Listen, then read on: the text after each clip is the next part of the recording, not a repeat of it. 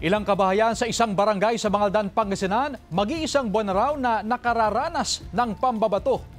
Ang detalye sa report ni CJ Torida.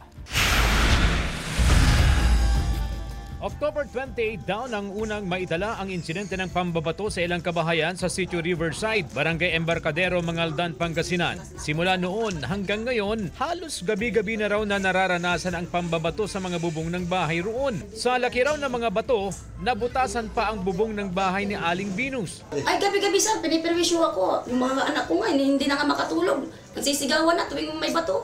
November 10, nang maagtuhan umano ng ilang residente ang ilang kalalakihan na responsable sa pambabato. Dinala sila sa barangay at sa himpilan ng pulisya. Umamin daw ang isa sa mga sospek. Punteriya raw nilang batuhin ang bahay ng isang residenteng nagngangalang Ami Pasilyao. Bakit anong init ng ulo mo at bakit binabato mo ang bahay, ang bubong ni Mariime? Yun ang sabi ni sir. Ang sabi niya, kaaway daw niya ako.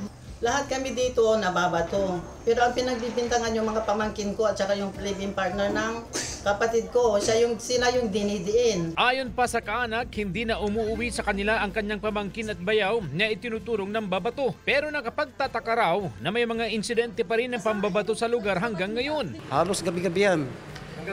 Opo, hanggang ngayon pa. Kahit wala na yung kondon, yung suspect nila at saka yung talagang nahuling inamin niya yung kasalanan niya, wala na doon. Mayroon pa lang babato. Ayon pa sa punong barangay, iniikutan nila ang Sitio Riverside at pinagpuputol ang mga damo at puno ng saging kung saan nagtatago umano ang mga suspect kapag nambabato. In-endorse po namin sila sa barangay, sir. Pagkatapos po namin kausapin sila dito sa station. Nagpapatuloy ang investigasyon ng mga otoridad sa insidente. Kasama si Ron Taniedo, CJ Torida, One North Central Luzon.